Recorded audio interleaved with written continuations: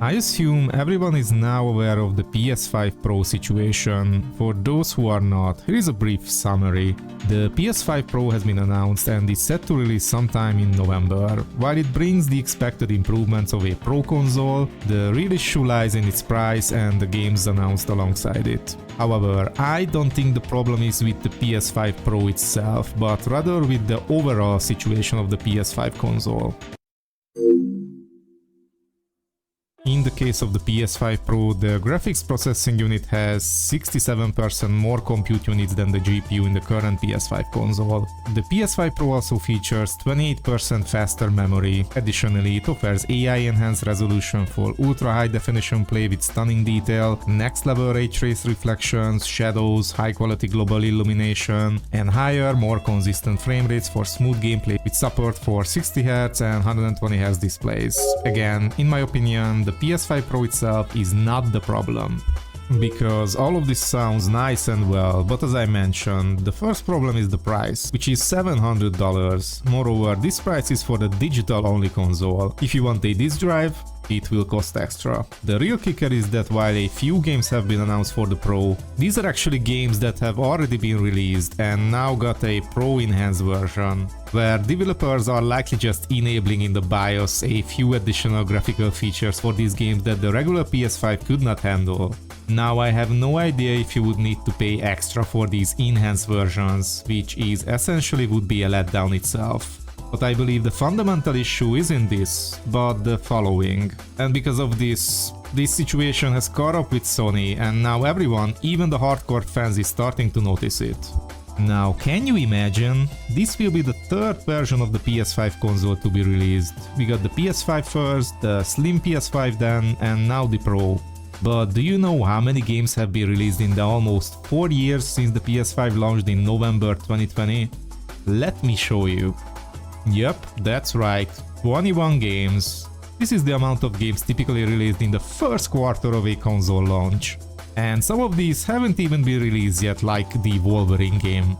Moreover, probably most of these games could easily run on the PS4. They were made for the PS5 purely for business reasons. Unfortunately, in itself, this selection is quite poor. Of course, I haven't done an exhaustive study here, and this is just from Wikipedia, but let's be real, the complete list might only differ by a maximum of 5 games, if I were to be very lenient. But if you want to be generous, you can also add the next-gen only games such as Dead Space, Star Wars Jedi Survivor and so on. And the PS5 versions of the few PS4 games that got such. But this is essentially a big gaslighting of the story, because a game that is released for both PS5 and PS4 doesn't differ much between the two versions, let's be honest. Especially if you consider how big of a leap was in the past, compared to the previous console generation changes, when a game was released for both PS1 and PS2, you know, or during the PS2 to PS3 transition, because games just don't look and play any much different from PS4 to PS5. Because this is the reality, this list, this is the PS5, ladies and gentlemen. You could easily have a PS4 and a PC or a Xbox alongside it, but if you focus solely on Sony, what does the PS5 bring? All PS4 games and these 20 games I mentioned earlier? And what does the PS4 bring? All PS4 games and all PS3 games. What does the PS3 bring? All PS3 games and all PS1 games and a few PS2 games. Especially if you have the very first PS3 version, which can play almost all PS2 games. So even by the look of it, I think we might even skip the PS3 because the PS4 covers the game catalog. But to be fair in this case, the PS3 had its shining lifespan, but the PS4 took the glory once the PS3 phased out. And last but not least, what does the PS2 bring?